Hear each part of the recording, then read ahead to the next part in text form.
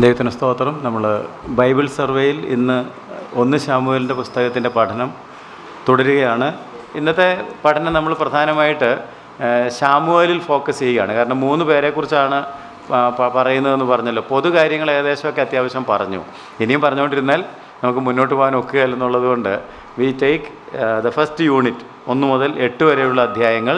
ഇവിടെ ഏറ്റവും പ്രധാനമായിട്ട് നമ്മൾ കാണുന്നത് അവസാനത്തെ ന്യായാധിപനും 1ാമത്തെ പ്രവാചകനുമായ ശമൂവേലിനെയാണ്. അപ്പോൾ നമുക്ക് ശമൂവേലിൻ്റെ ജീവിതം, പ്രാർത്ഥനയെക്കുറിച്ച് പറയാനുണ്ട്. അത് ഈ കൂട്ടത്തിൽ ഞാൻ പറഞ്ഞോളാം. അതായത് കഴിഞ്ഞ ക്ലാസ്സിൽ നമ്മൾ കുറേ കാര്യങ്ങൾ പറഞ്ഞ കൂട്ടത്തിൽ 30 പ്രാവശ്യം പ്രാർത്ഥനയെന്ന് പറഞ്ഞിട്ടുണ്ട്. അത് അടുത്ത ക്ലാസ്സിൽ പറയാമെന്ന് പറഞ്ഞായിരുന്നു. അപ്പോൾ അതെന്താ പറയാത്തതെന്ന് ചിലരിങ്ങനെ ചോദിക്കാൻ തുടങ്ങുന്നത് ഞാൻ കാണുന്നു. അതുകൊണ്ട് അത് ശമൂവേലിൻ്റെ കൂട്ടത്തിൽ നമുക്ക് ചേർത്ത് പഠിക്കാം. അതുകൊണ്ട് ശമൂവേൽ 1 മുതൽ 8 വരെയുള്ള അധ്യായങ്ങളാണ് ആദ്യം പഠിക്കുന്നത്. പിന്നീട് 9 മുതൽ 15 വരെയും, സമയം കിട്ടിയാൽ 16 മുതൽ 31 വരെയും. സമയം എവിടം വരെ പോകും നമുക്ക് പിടിച്ചാൽ കിട്ടാത്തൊരു സാധനമാണ് സമയം. അതുകൊണ്ട് നമുക്കുള്ള സമയത്ത് ഏറ്റവും മനോഹരമായിട്ട് കാര്യങ്ങൾ പഠിക്കാനായിട്ട് ശ്രമിക്കാം. ശമൂവേൽ എന്നുള്ള പദത്തിൻ്റെ അർത്ഥം 20ാം വാക്യം, 1ാം അധ്യായത്തിൻ്റെ 20ാം വാക്യം. അധ്യായം ഒരാണ്ട് കഴിഞ്ഞിട്ട് ഹന്ന ഗർഭം ധരിച്ച് ഒരു മകനെ പ്രസവിച്ചു. ഞാൻ അവനെ യഹോവയോട് അപേക്ഷിച്ചു വാങ്ങി എന്ന് പറഞ്ഞ് അവന് ശമൂവേൽ എന്ന് പേരിട്ടു. അപ്പം അവൻ്റെ പേരിൻ്റെ അർത്ഥം അവിടെ പറഞ്ഞിട്ടുണ്ട്. പണ്ട് കാലത്തൊക്കെ പേരിടുന്നത് നെയിം ബുക്ക് നോക്കിയിട്ടല്ലായിരുന്നെന്ന് നിങ്ങൾക്കറിയാം. ഇപ്പോഴാണെങ്കിൽ നമ്മൾ നെയിം ബുക്കൊക്കെ നോക്കിയിട്ടാണ് പലപ്പോഴും പേര് നിശ്ചയിക്കുന്നത്. എന്നാൽ പണ്ട് മാതാപിതാക്കന്മാർക്ക് മക്കളെക്കുറിച്ച് ദർശനമുണ്ടായിരുന്നു. മാതാപിതാക്കന്മാർക്ക് മക്കളെക്കുറിച്ച് കാഴ്ചപ്പാടുകളുണ്ടായിരുന്നു, പ്രതീക്ഷകളുണ്ട്. ഇപ്പോഴും പ്രതീക്ഷയുണ്ട്. ദൈവദത്തമാണോ എന്ന് എനിക്കറിയാൻ പാടില്ല. അതുകൊണ്ടാണ് മക്കൾക്ക് പേരിടുമ്പോൾ തന്നെ ദൈവം അവർക്ക് എന്താണ് അവരെക്കുറിച്ച് ഉദ്ദേശിക്കുന്നതെന്നുള്ളത് മനസ്സിലാക്കിയാണ് പണ്ടുള്ള മാതാപിതാക്കന്മാരൊക്കെ പലർക്കും പേരിട്ട്. മോശ വെള്ളത്തിൽ നിന്ന് വലിച്ചെടുക്കപ്പെട്ടവൻ, അപ്പോൾ അവനെ വെള്ളത്തിൽ എറിയുമെന്നും അവൻ ജനിച്ചു ദിവ്യസുന്ദരനായിരുന്നു എന്ന് മാതാപിതാക്കൾ കണ്ടിട്ടാണ് അങ്ങനെ ഒരു പേരൊക്കെ അവർ പ്ലാൻ ചെയ്ത് നിശ്ചയിച്ചതാണ്. ദൈവം അതിന് കൃപ കൊടുത്തു കാണും. അതുപോലെ ശമൂവേൽ ജനിച്ചപ്പോൾ ശമൂവേലിൻ്റെ അമ്മ വളരെ വ്യക്തമായിട്ട് പറയുന്നുണ്ട്, ഞാൻ അവനെ യഹോവയോട് അപേക്ഷിച്ച് വാങ്ങി. Asked of God, requested from God. എനിക്കൊരു മകനില്ലായിരുന്നു, ഞാൻ ദൈവത്തോട് ഒരു അപേക്ഷ കഴിച്ചു, ദൈവം എൻ്റെ അപേക്ഷ കേട്ടു, എനിക്ക് അങ്ങനെ ഒരു മകനെ ലഭിച്ചു. ദൈവത്തോട് ചോദിച്ചു വാങ്ങിയവൻ എന്നാണ് ശമൂവേൽ എന്നുള്ള പേരിൻ്റെ അർത്ഥം. I asked God and God gave me. ഞാൻ ദൈവത്തോട് ചോദിച്ചു, ദൈവം എനിക്ക് നൽകി. 27ാം വാക്യം. ഈ ബാലനായിട്ട് ഞാൻ പ്രാർത്ഥിച്ചു, ഞാൻ യഹോവയോട് കഴിച്ച അപേക്ഷ യഹോവ എനിക്ക് നൽകിയിരിക്കുന്നു. ഈ ബാലനായിട്ട് ഞാൻ യഹോവയോട് അപേക്ഷിച്ചു, പ്രാർത്ഥിച്ചു. ആ ബാലനെ ദൈവം എനിക്ക് നൽകി. പിന്നെ അതിൻ്റെ കഥ വേറെയാണ്. ഞാനിപ്പോൾ ആ പേര് പരിചയപ്പെടുത്താൻ വേണ്ടിയാണ്. ശമൂവേൽ എന്ന പേരിൻ്റെ അർത്ഥം ദൈവത്തോട് ചോദിച്ച് വാങ്ങി. ദൈവത്തോട് ഞാൻ പ്രാർത്ഥിച്ചു, ദൈവം എനിക്ക് നൽകി. ഞാൻ അവനെ യഹോവയോട് അപേക്ഷിച്ചു വാങ്ങി എന്നാണ് ആ പേരിൻ്റെ അർത്ഥം. അപ്പോൾ നമ്മൾ ഈ പുസ്തകം വായിച്ച് തുടങ്ങുമ്പോൾ ആദ്യം കാണുന്നത് ഒരമ്മയാണ്, ശമൂവേലിൻ്റെ അമ്മ. പേരെല്ലാവർക്കും അറിയാം, ഹന്നയും ഹന്നയുടെ പ്രാർത്ഥനയും ഹന്നയുടെ ജീവിതത്തിലെ ബുദ്ധിമുട്ടുകളുമാണ് പുസ്തകം ആരംഭിക്കുമ്പോൾ തന്നെ. അല്ലെങ്കിൽ ഇതൊരു ചരിത്ര പുസ്തകമാണെങ്കിലും ജീവചരിത്രമാണ്. ഞാൻ എപ്പോഴും നിങ്ങളോട് പറയാറുള്ളത് പോലെ ബൈബിളിൽ ഏറ്റവും കൂടുതൽ നിങ്ങൾ കാണുന്നത് ജീവചരിത്രങ്ങളാണ്. പല പല വ്യക്തിത്വങ്ങൾ. 2900 കണക്കെല്ലാവരും മറന്നുപോയെന്നു.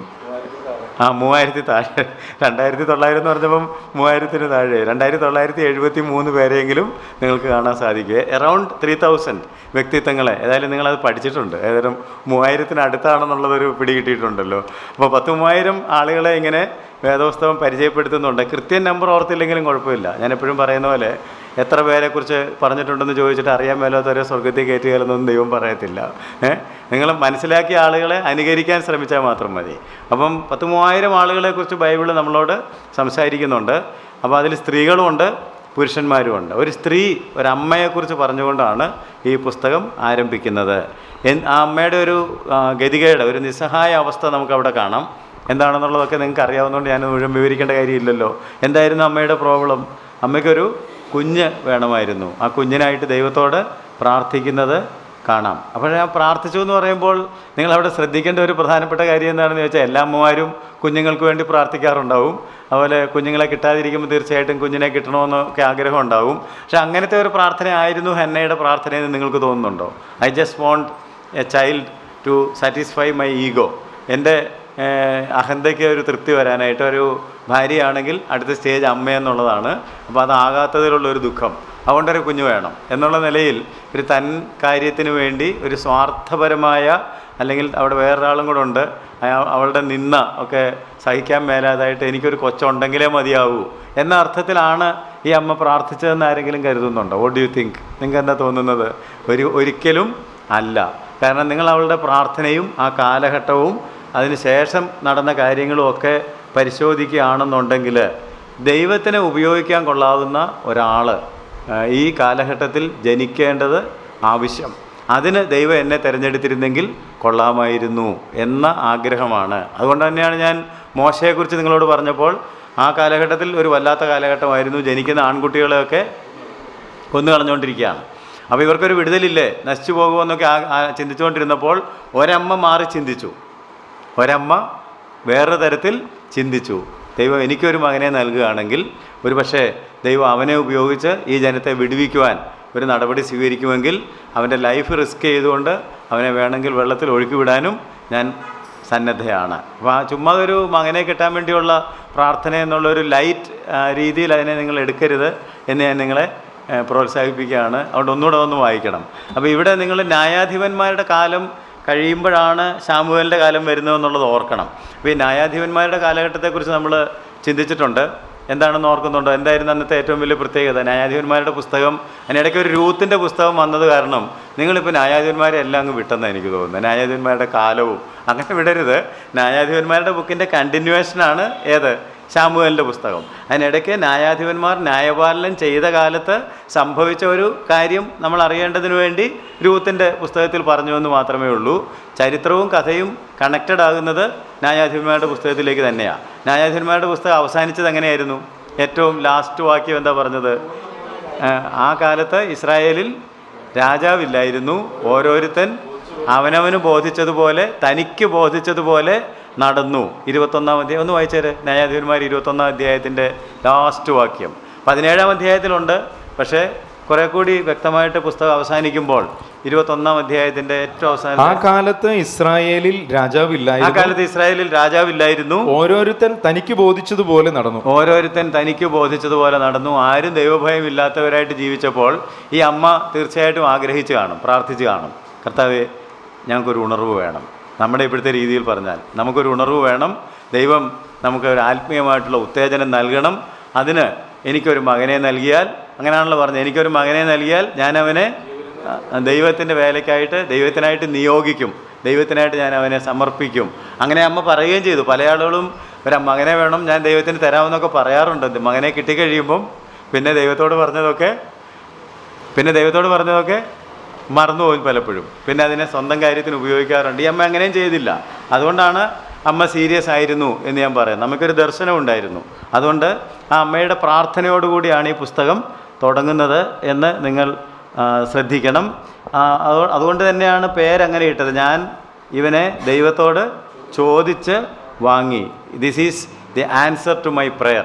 ഈ ശമൂവേൽ എൻ്റെ പ്രാർത്ഥനയുടെ ഉത്തരമാണ്. അപ്പോൾ അമ്മ പ്രാർത്ഥിച്ചത് എനിക്ക് ഒരു കുഞ്ഞിനെ കിട്ടണം എന്ന് മാത്രമല്ലായിരുന്നെന്നാണ് ഞാൻ ഇത്രയും നേരം പറഞ്ഞുകൊണ്ടിരുന്നത്. നിങ്ങളത് ഗ്രഹിച്ചെന്ന് ഞാൻ വിശ്വസിക്കുകയാണ്. ഈ ദേശത്തിന് അനുഗ്രഹം വരുത്തുന്ന, ഈ ദേശത്തെ നയിക്കാൻ കൊള്ളാവുന്ന, ദൈവത്തിന് ഉപയോഗിക്കാൻ കൊള്ളാവുന്ന ഒരു കുഞ്ഞ് ഈ നാട്ടിൽ ജനിക്കണം. കർത്താവെ എന്നെ അതിന് നീ പ്രാപ്തയാക്കണം എന്നാണ് ദൈവത്തോട് ആ അമ്മ പ്രാർത്ഥിച്ചത് എന്ന് ഞാൻ വിശ്വസിക്കുന്നു. അതുകൊണ്ട് യഹോവയുടെ 2-ാം അധ്യായത്തിൻ്റെ 18-ാം വാക്യം വായിച്ചാൽ അത് എങ്ങനെയാണ് ഈ പൈതൽ വളർന്നു വന്നതെന്നുള്ളത് അവിടെ ഒരു സെന്റൻസിൽ എഴുതിയിട്ടുണ്ട്. ശമൂവേൽ എന്ന ബാലനോ പഞ്ഞിനൂൽ കൊണ്ടുള്ള അങ്കി ധരിച്ച് യഹോവയുടെ സന്നിധിയിൽ ശുശ്രൂഷ ചെയ്തു. അവൻ യഹോവയുടെ സന്നിധിയിൽ ശുശ്രൂഷ ചെയ്താണ് ബാല്യകാലം മുതൽ തന്നെ വളർന്നത്. അതിനായിട്ട് അമ്മ ആ കുഞ്ഞിനെ വിട്ടുകൊടുക്കുന്നു. ദൈവത്തിൻ്റെ പ്ലാൻ അനുസരിച്ച് ഈ ദേശത്തിന് അനുഗ്രഹം വരുവാനായിട്ട് ഞാൻ ദൈവത്തോട് ചോദിച്ചു വാങ്ങിയവൻ അവനെ ദൈവത്തിനായിട്ട് തന്നെ സമർപ്പിച്ച് ദൈവത്തിൻ്റെ ശുശ്രൂഷ അവൻ ചെയ്യട്ടെ എന്നുള്ള വിശ്വാസത്തിൽ അവനെ തിരികെ സമർപ്പിക്കുന്നത് നമുക്ക് കാണാം. നമുക്കുള്ളതെല്ലാം ദൈവം നൽകിയതാണ്. ദൈവത്തിൽ നിന്ന് പ്രാപിച്ച് നാം തിരിച്ച് ദൈവത്തിന് നൽകണം, അല്ലേ? നമുക്കുള്ളതെല്ലാം നമ്മൾ പലപ്പോഴും ക്ലാസ്സിൽ പഠിക്കുകയും ചിന്തിക്കുകയും ചെയ്യുന്നൊരു കാര്യമാണ്. നമുക്കുള്ളതൊന്നും നമ്മുടെ കൈ നേടിയതല്ല, എല്ലാം ദൈവം നമുക്ക് തന്നതാണ്. തന്നതെല്ലാം തിരിച്ച് ആർക്ക് തന്നെ കൊടുക്കണം? ദൈവത്തിന്. അതിനൊക്കെയുള്ള നല്ല മാതൃകയാണ് ഹന്നയും, ഹന്നയുടെ പ്രാർത്ഥനയും ഹന്നയുടെ നടപടിയും. ദൈവത്തിൻ്റെ കയ്യിൽ നിന്ന് ചോദിച്ചു മേടിച്ചു, തന്ന ആൾക്ക് തന്നെ അവനെ മടക്കി നൽകുന്നു. അതുകൊണ്ട് വേണമെങ്കിൽ നമുക്ക് പറയാം this person is the man of the അവർ. ഈ ശമൂവേൽ എന്ന് പറയുന്ന ആൾ, ഞാൻ ഹന്നയെക്കുറിച്ച് പറഞ്ഞിനി ഹന്നയെക്കുറിച്ച് പറയും. ഹന്നയെക്കുറിച്ച് പറഞ്ഞെങ്കിലും നമ്മുടെ ശ്രദ്ധ വരേണ്ടത് ശമൂവേലിനെ കുറിച്ച് പഠിക്കാമെന്നാണ് പറഞ്ഞത്. 3:1 3-ാം അധ്യായത്തിൻ്റെ 1-ാം വാക്യം. ശമൂവേൽ ബാലൻ ഏലിയുടെ മുമ്പാകെ യഹോവയ്ക്ക് ശുശ്രൂഷ ചെയ്തു പോന്നു. ആ കാലത്ത് യഹോവയുടെ വചനം ദുർലഭമായിരുന്നു, ദർശനമേറെ ഇല്ലായിരുന്നു. കണ്ടോ, ആ കാലത്ത് ദർശനമേറെ ഇല്ല, വചനം ദുർലഭമായിരുന്നു. വായിക്കാം. ആ കാലത്ത് ഒരിക്കൽ ഏലി തന്റെ സ്ഥലത്ത് കിടന്നുറങ്ങി, കാണുവാൻ വയ്യാത്ത വണ്ണം അവന്റെ കണ്ണ് മങ്ങി തുടങ്ങിയിരുന്നു. അപ്പോൾ അവിടെ താഴോട്ട് പറയുന്ന കഥ നിങ്ങൾ വായിക്കുകയാണെങ്കിൽ നമ്മൾ സൺഡേ സ്കൂളിൽ പഠിച്ചിട്ടുള്ള കഥ. ആരുടെ കാര്യമാണ് പറഞ്ഞിരിക്കുന്നത്? സൺഡേ സ്കൂളിൽ പഠിച്ചു കഴിഞ്ഞിട്ട് പിന്നെ നിങ്ങൾ ഓർക്കുന്നില്ല എന്നുള്ളതുകൊണ്ടാണ് ഞാൻ സൺഡേ സ്കൂളിൽ പഠിച്ച കഥയെന്ന് പറഞ്ഞത്. എന്ത് കഥയാണ് അവിടെ പറയുന്നത്? അവിടെ വായിക്കുമ്പോൾ 19-ാം വാക്യം വരെ വായിക്കുമ്പോൾ ദൈവം ആരോട് സംസാരിക്കുന്നു? ശമൂവേലെ ശമൂവേലെ എന്ന് വിളിക്കുന്നു. പക്ഷേ ശമൂവേലിന് ആദ്യം ശമൂവേലിനും ആ നാട്ടിൽ ആർക്കും മനസ്സിലാകുന്നില്ല. കാരണം ആ നാട്ടിലാരും ഇപ്പോൾ പുരോഹിതൻ ഉൾപ്പെടെ, പുരോഹിതനും കിടന്നുറങ്ങുകയാണ്. പുരോഹിതൻ്റെ മക്കളെല്ലാം തലതിരിഞ്ഞ മക്കളാണ്, അതെല്ലാം അറിയാമല്ലോ. അതുകൊണ്ട് ആ നാട്ടിലുള്ളവർക്ക് ആർക്കും ഇപ്പോൾ എന്ത് വിചാരമില്ല? ദൈവവിചാരമില്ല. എന്നാൽ ഇത് റിപ്പീറ്റ് ചെയ്തപ്പോഴാണ് പുരോഹിതന് മനസ്സിലായത് ദൈവം സംസാരിക്കും, ദൈവം ഇടപെടും. അതുകൊണ്ട് കുഞ്ഞിന് പറഞ്ഞു കൊടുത്തു. അപ്പോൾ ദൈവം ആ കുഞ്ഞു വഴി സംസാരിക്കുവാനും ഇടപെടാനും, കർത്താവേ അരുളി ചെയ്യണമേ, അടിയൻ കേൾക്കുന്നു എന്ന് പറഞ്ഞ് തന്നെ ഏൽപ്പിച്ചപ്പോൾ God started speaking to him. അവൻ കേട്ട കാര്യങ്ങളൊക്കെ അത്യന്തം ഭയങ്കരമായ കാര്യങ്ങളായിരുന്നു എന്നൊക്കെ ഉള്ളത് നിങ്ങൾക്ക് അറിയാമല്ലോ. അപ്പോൾ അതുകൊണ്ട് ഞാൻ പറഞ്ഞത് he was the man of the അവർ. ആ കാലഘട്ടത്തിന് വേണ്ടി ദൈവം ഒരുക്കിയ, ദൈവം തയ്യാറാക്കിയ ഒരു പുരുഷനായിരുന്നു ശമൂവേൽ. ശമൂവേലിനെയാണ് ദൈവം ആ കാലഘട്ടത്തിൽ ഈ ജനത്തെ നയിക്കുന്നതിനായിട്ട് കണ്ടിരുന്നത്.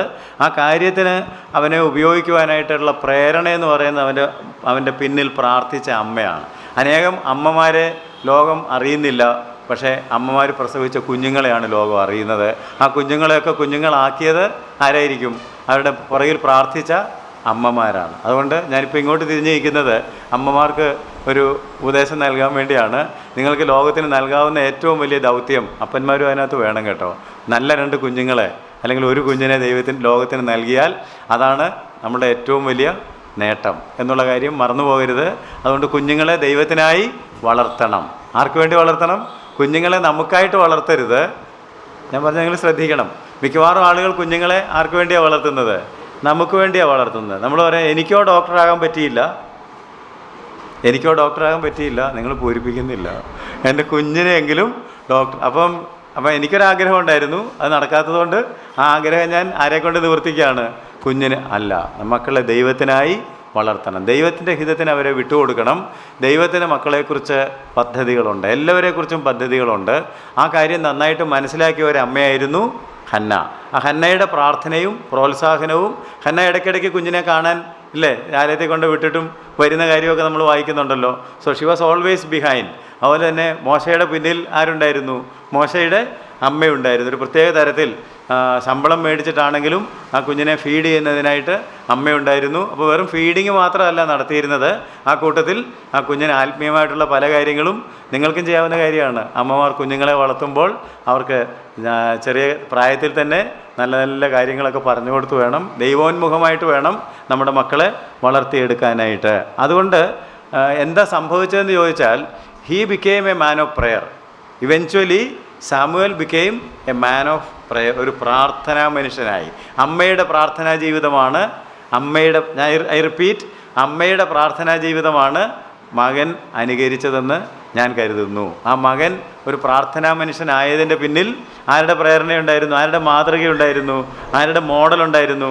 അമ്മ പലപ്പോഴും മോനോട് പറഞ്ഞു കാണും, മോനെ നിന്നെ ഞാൻ ദൈവത്തോട് ചോദിച്ച് അല്ല, ഓരോ ശമൂവേലെ എന്ന് വിളിച്ചപ്പോൾ ഒക്കെ ശമൂവേലിൻ്റെ മനസ്സിലേക്ക് വന്ന കാര്യം എന്താണെന്ന് ചോദിച്ചാൽ പ്രാർത്ഥിച്ച് കിട്ടിയ മോൻ. ഞാൻ ദൈവത്തോട് പ്രാർത്ഥിച്ചു, ദൈവം എനിക്ക് നൽകി. അപ്പോൾ അവനും ചിന്തിച്ച് കാണും ഞാനും പ്രാർത്ഥിക്കും. അങ്ങനെ പ്രാർത്ഥിച്ച് കാണും. പ്രാർത്ഥിച്ചത് കൊണ്ടാണ്. പക്ഷെ അവന് പ്രാർത്ഥനയെക്കുറിച്ചുള്ള കാഴ്ചപ്പാടുകൾ വളരെ ചെറുതായിരുന്നു, കൊച്ചു പയ്യനായതുകൊണ്ട്. ദൈവം തിരിച്ച് സംസാരിക്കുമെന്ന് നമ്മൾ പലരും ചിന്തിക്കുന്നത് പോലെ.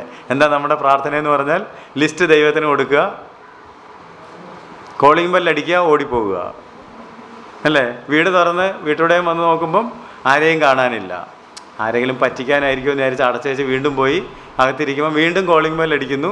ആൾ വരുമ്പം കുറേ കഴിയുമ്പോൾ മനസ്സിലാകും ഇത് വെറും തട്ടിപ്പാണ്, ഒരു പരിപാടി. നമ്മുടെ പ്രാർത്ഥന പലപ്പോഴും ഇങ്ങനെയാണ്, കോളിംഗ് ബെൽ അടിച്ചിട്ട് പോവുകയാണ്. ദൈവത്തിൻ്റെ ലിസ്റ്റ് കൊടുത്ത് ദൈവത്തെ വിളിച്ചു, ദൈവം ഉത്തരവുമായിട്ട് വന്നപ്പോഴത്തേക്ക് വി ആർ നോട്ട് ദെയർ, നമ്മളവിടെ ഇല്ല.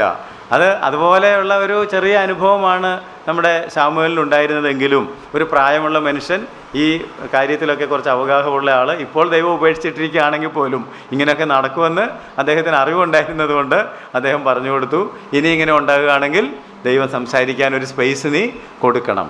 So he became a man of prayer. ദൈവത്തോട് പറഞ്ഞു. ദൈവം അപ്പം അന്ന് തൊട്ട് ശമൂവേലിന് മനസ്സിലായി, അങ്ങോട്ട് പറഞ്ഞാൽ ഇങ്ങോട്ടും പറയും. നമ്മുടെ ദൈവത്തിന് ചെവിയുണ്ട്, കേൾക്കുന്നു, വായുണ്ട്, സംസാരിക്കും. ഞങ്ങളുടെ ജാതികളൊക്കെ ഉണ്ടാക്കി വെച്ചിരിക്കുന്ന ദൈവം പോലെയല്ല എൻ്റെ ദൈവം എന്ന് ശമൂവേലിനൊരു തിരിച്ചറിവുണ്ടായപ്പോൾ he started talking to God and God started talking to him, which is prayer. അവൻ ദൈവത്തോട് സംസാരിക്കാൻ തുടങ്ങി, ദൈവം അവനോട് സംസാരിക്കാൻ തുടങ്ങി. അങ്ങനെ അവനൊരു പ്രാർത്ഥനാ മനുഷ്യനായി മാറി. അതുകൊണ്ട് നമുക്ക് പ്രാർത്ഥനയുടെ ശക്തിയും പ്രാർത്ഥനയുടെ പ്രാധാന്യവും ആദ്യമായിട്ട് കാണിച്ചു തരുന്ന ഒരു വ്യക്തിത്വം ശമൂവേലാണ്. ഞാൻ കഴിഞ്ഞ ക്ലാസ്സിൽ നിങ്ങളോട് പറഞ്ഞിരുന്നു ശമൂവേലിൻ്റെ പ്രാർത്ഥനാ ജീവിതത്തെക്കുറിച്ച് പഠിക്കണം. ചിലതൊക്കെ ഞാൻ പറയാമെന്ന്, 1-2 കാര്യങ്ങൾ മാത്രം ഞാൻ നിങ്ങളുടെ ശ്രദ്ധയിലേക്ക് കൊണ്ടുവരുന്നു. ഇപ്പോൾ നമ്മൾ ഒരു കാര്യം പറഞ്ഞു കഴിഞ്ഞു ഓൾറെഡി. അതെന്താണെന്ന് ചോദിച്ചാൽ അവൻ ചൈൽഡ് ഓഫ് പ്രയർ, പ്രാർത്ഥിച്ച് കിട്ടിയ കുഞ്ഞാണ്. അപ്പോൾ പ്രാർത്ഥനയുടെ ഫലമാണ് ശമൂവേൽ, പ്രാർത്ഥനയുടെ ഉത്തരമാണ് ശമൂവേലിൻ്റെ രൂപത്തിൽ ഇവിടെ വന്നിരിക്കുന്നത് എന്നുള്ള കാര്യം 1-ാം അധ്യായത്തിൻ്റെ 20-27 വാക്യങ്ങൾ വായിച്ചാൽ നിങ്ങൾക്ക് മനസ്സിലാക്കാനായിട്ട് സാധിക്കും. പിന്നെ നമ്മൾ 2:18 വായിച്ചായിരുന്നു, 2:21 വായിക്കാം. 2:21. യഹോവ ഹന്നയെ കടാക്ഷിച്ചു, അവൾ ഗർഭം ധരിച്ചു 3 പുത്രന്മാരെയും 2 പുത്രിമാരെയും പ്രസവിച്ചു. ശമൂവേൽ ബാലനോ യഹോവയുടെ സന്നിധിയിൽ വളർന്നു വന്നു. വളരെ ശ്രദ്ധിക്കണം, ഹന്നയ്ക്ക് ഒരു കൊച്ചു മാത്രമല്ല ഉണ്ടായത്. ഒന്നുകൂടെ വാക്യം വായിച്ച്. യഹോവ ഹന്നയെ കടാക്ഷിച്ചു, അവൾ ഗർഭം ധരിച്ച് 3 പുത്രന്മാരെയും 2 പുത്രിമാരെയും പ്രസവിച്ചു. പക്ഷേ ഈ കുഞ്ഞിനൊരു വ്യത്യാസം ഉണ്ടായിരുന്നു. എന്തായിരുന്നു വ്യത്യാസം? അടുത്ത സെന്റൻസ്, ശമൂവേൽ ബാലനോ യഹോവയുടെ സന്നിധിയിൽ വളർന്നു വന്നു. അതാണ് പ്രാർത്ഥനയുടെ പ്രത്യേകത. He grew up in the presence of God. ദൈവ സന്നിധിയിലാണ് അവൻ വളർന്നത്. ദൈവ സാന്നിധ്യം പരിശീലിച്ചുകൊണ്ടാണ് ഈ ഒരു മകൻ മാത്രം. മറ്റേ മക്കളെക്കുറിച്ച് അങ്ങനെ പറഞ്ഞിട്ടില്ല. പിന്നെയും പറയുന്നുണ്ട് ആ മക്കളൊക്കെ കുറച്ച് മോശക്കാരായിരുന്നെന്ന് നിങ്ങൾ വായിക്കുമ്പോൾ കാണാനായിട്ട് സാധിക്കും. പക്ഷേ ഈ മകൻ അങ്ങനെ ആയിരുന്നില്ല. വളരെ വ്യക്തമായിട്ട് ദൈവത്തെക്കുറിച്ചുള്ള അവബോധത്തോടെ ദൈവവുമായിട്ടുള്ള ഒരു ബന്ധത്തിൽ ദൈവോന്മുഖമായിട്ട് വളർന്നു വന്ന ഒരു മകനാണ് ആര്? ശമൂവേൽ. അപ്പം ചെറിയ പ്രായത്തിൽ തന്നെ അവൻ ദൈവസന്നിധിയിലാണ് വളർന്നു വന്നത് എന്നുള്ള കാര്യം ഓർക്കുക.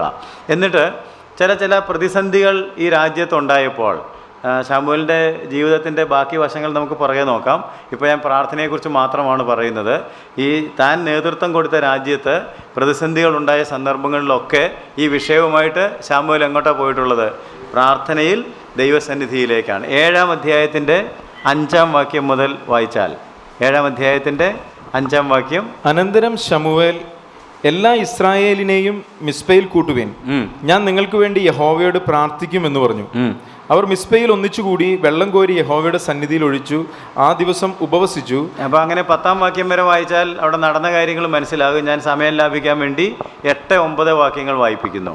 8-9. ഇസ്രായേൽ മക്കൾ ശമൂവേലിനോട്, നമ്മുടെ ദൈവമായ യഹോവ ഞങ്ങളെ ഫെലിസ്ത്യരുടെ കയ്യിൽ നിന്നും രക്ഷിക്കേണ്ടതിന് ഞങ്ങൾക്ക് വേണ്ടി അവനോട് പ്രാർത്ഥിക്കുന്നത് മതിയാക്കരുതേ എന്ന് പറഞ്ഞു. അപ്പോൾ ശമൂവേൽ പാൽ കുടിക്കുന്ന ഒരു ആട്ടിൻകുട്ടിയെ എടുത്ത് യഹോവയ്ക്ക് സർവാംഗ ഹോമം കഴിച്ചു. ശമൂവേൽ ഇസ്രായേലിന് വേണ്ടി യഹോവയോട് പ്രാർത്ഥിച്ചു. യഹോവ ഉത്തരമരുളി. അപ്പം അവിടെ ഫെലിസ്ത്യർ അവരെ ആക്രമിക്കാൻ വന്ന സമയത്ത് ജയം കിട്ടാൻ വേണ്ടി ശമൂവേൽ ഒന്നാമത് ചെയ്ത കാര്യം എന്താണെന്ന് ചോദിച്ചാൽ ദൈവത്തോട് പ്രാർത്ഥിച്ചു, ഉപവസിച്ചു, ജനങ്ങളെ പ്രാർത്ഥനയ്ക്കും ഉപവാസത്തിനുമായിട്ട് പ്രേരിപ്പിച്ചു, ദൈവം ഇടപെടുന്നതിനായിട്ട്.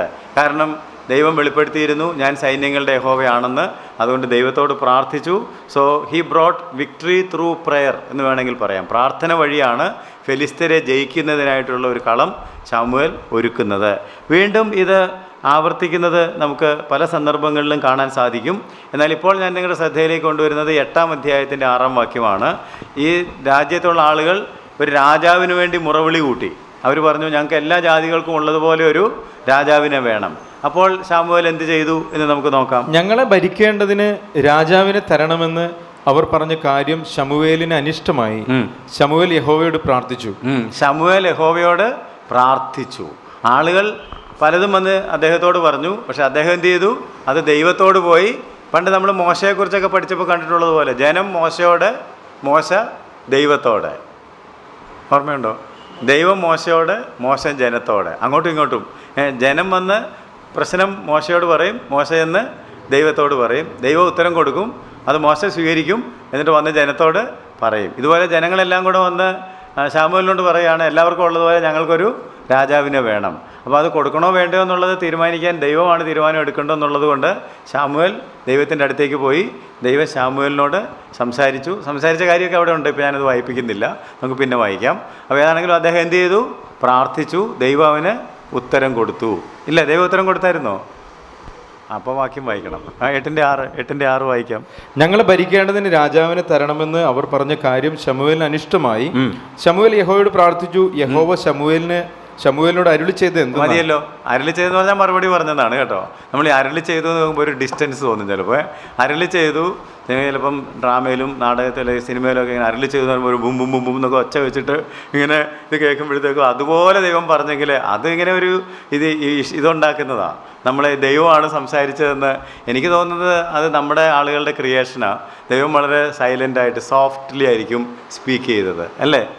ദൈവം ഒരു കൊടുങ്കാറ്റടിച്ചു, അതിൽ ദൈവം ഇല്ലായിരുന്നു. പിന്നെ ഒരു ഭയങ്കര ബഹളം ഉണ്ടായി, അതിനകത്ത് ദൈവം. പിന്നെ എവിടെ ദൈവം ഉണ്ടായിരുന്നത്? ഒരു മൃദുസ്വരം. അപ്പോൾ ദൈവം പലപ്പോഴും വളരെ മൃദുവായിട്ടാണ് സംസാരിക്കുന്നത്. ഈ സിനിമാക്കാരത് വലിയ ബഹളമാക്കി കളഞ്ഞുകൊണ്ട് നിങ്ങളിപ്പം അങ്ങനെ അതുപോലെ ദൈവം സംസാരിക്കുള്ളൂ എന്ന് വിചാരിച്ചെങ്കിൽ അത് സിനിമയിൽ മാത്രമേ ഉള്ളൂ. അല്ലാതെ നമ്മുടെ അനുദിന ജീവിതത്തിൽ തീർച്ചയായിട്ടും ദൈവം വളരെ മന്ദമായിട്ട് നമ്മളോട് സംസാരിക്കും, വളരെ സോഫ്റ്റായിട്ട്. അതുകൊണ്ട് അരുളി ചെയ്തു എന്നുള്ള പദം കണ്ടുകൊണ്ടേ പേടിക്കണ്ട. ദൈവം തിരിച്ച് സംസാരിച്ചു. ദൈവം ഉത്തരം അരുളി. ദൈവം തിരികെ ശമൂവേലിനോട്, ഇത് ഒരു സ്ഥിരം പരിപാടിയായെന്നായി പറഞ്ഞതിൻ്റെ അർത്ഥം ചെറിയ പ്രായം മുതൽ തന്നെ ശമൂവേൽ ദൈവത്തോട് പറഞ്ഞു, ദൈവം തിരിച്ച് ശമൂവേലിനോട്. അതാണ് പ്രാർത്ഥന. അങ്ങോട്ട് പറഞ്ഞു. ഒരു വൺ വേ ട്രാഫിക് അല്ല. പലരുടെയും പ്രാർത്ഥന എങ്ങനെയാണെന്ന് പറഞ്ഞത്? It's A one way traffic. അങ്ങോട്ട് മാത്രമേ ഉള്ളൂ, ഇങ്ങോട്ട് തിരിച്ചൊന്നും. അപ്പോൾ നമ്മൾ പറയും വണ്ടി ഓടിക്കാൻ നല്ല സുഖമാണ്, കാരണം ഒന്നും എതിരെ വരുന്നില്ല, അല്ലേ? വൺ വേ ട്രാഫിക് ആണെങ്കിൽ ഒന്നും പേടിക്കാനില്ല, എതിരെ ഒന്നും വരികയില്ല, ലൈറ്റൊന്നും കണ്ണിൽ അടിക്കുകയില്ല, നേരെ ഓടിച്ചങ്ങ് പോയാൽ മതി. തിരിച്ചു പോകുന്നതൊക്കെ വേറെ വഴിക്കുക. അപ്പോൾ നമ്മൾ സ്ഥിരം ദൈവത്തോട് ഇങ്ങനെ പറഞ്ഞുകൊണ്ടിരിക്കുന്നേ ഉള്ളൂ. ദൈവം എന്തെങ്കിലും പറയുന്നുണ്ടോ എന്നുള്ളത് നമ്മുടെ പ്രോബ്ലം അല്ല. എല്ലാം ദൈവത്തോട് പറഞ്ഞ് ഇങ്ങനെ പോവുകയാണ്. ബട്ട് നോട്ട് സാമുവേൽ അങ്ങനെയല്ല. സാമുവേൽ ദൈവം ഉത്തരമരുളി, ദൈവം അരുളി ചെയ്തു, ദൈവം അവന് മറുപടി കൊടുത്തു. അങ്ങോട്ടും പറഞ്ഞു, ഇങ്ങോട്ടും കോൺവെർസേഷനാണ്. അപ്പോൾ അങ്ങനെയാണ് സാമുവേൽ പ്രാർത്ഥിച്ചത്. വീണ്ടും നമ്മൾ കഴിഞ്ഞ ആഴ്ച വായിച്ച് നിർത്തിയ ഒരു വാക്യമുണ്ട്, 12-ാം അധ്യായത്തിൻ്റെ 19 മുതൽ 23 വരെയുള്ള വാക്യങ്ങൾ. അത് കഴിഞ്ഞ പ്രാവശ്യം വായിച്ചതാ, എങ്കിലും നമുക്ക് 23-ാം വാക്യം മാത്രം വായിക്കാം. ഞാനോ നിങ്ങൾക്ക് വേണ്ടി പ്രാർത്ഥിക്കാതിരുന്നാൽ യഹോവയോട് പാപം ചെയ്യുവാൻ ഇടവരരുതേ. ഞാൻ നിങ്ങൾക്ക് നല്ലതും ചൊവ്വുള്ളതുമായി വഴി ഉപദേശിക്കും. ഞാൻ നിങ്ങൾക്ക് വേണ്ടി പ്രാർത്ഥിക്കാതിരിക്കുന്നതിനാൽ, കാരണം ജനം വന്ന് പറഞ്ഞു ഞങ്ങൾക്ക് വേണ്ടി ഇനിയും പ്രാർത്ഥിക്കണം, കാരണം ഇദ്ദേഹം പ്രാർത്ഥിച്ചാൽ ദൈവം കേൾക്കുമെന്നും ഉത്തരം പറയുമെന്നും ഒക്കെ ആർക്ക് മനസ്സിലായി? ജനത്തിന് മനസ്സിലായി. അതുകൊണ്ട് അവർ വന്ന് പറഞ്ഞു ഞങ്ങൾക്ക് വേണ്ടി നീ പ്രാർത്ഥിക്കുന്നത് ഒരിക്കലും മതിയാക്കരുത്. അപ്പോൾ അദ്ദേഹം പറഞ്ഞു തീർച്ചയായിട്ടും ഞാനത് ചെയ്യും. എനിക്ക് ചെയ്യാവുന്ന ഏറ്റവും നല്ലൊരു കാര്യം നിങ്ങൾക്ക് വേണ്ടി പ്രാർത്ഥിക്കുക. ഞാൻ പ്രാർത്ഥിക്കുന്നില്ലെങ്കിൽ ഞാൻ ദൈവത്തോട് പാപം ചെയ്യുകയാണ്. അപ്പോൾ അവിടെ നമുക്കൊരു മെസ്സേജുണ്ട്. നമ്മളും നമ്മുടെ ദേശത്തിന് വേണ്ടി, നമ്മുടെ അയൽക്കാർക്ക് വേണ്ടി, നമ്മുടെ സഹവിശ്വാസികൾക്ക് വേണ്ടി ഒക്കെ എന്ത് ചെയ്യണം? പ്രാർത്ഥിക്കണം. പ്രാർത്ഥിക്കാതിരിക്കുന്നത് പാപമാണ്. അപ്പം പ്രാർത്ഥിക്കണം.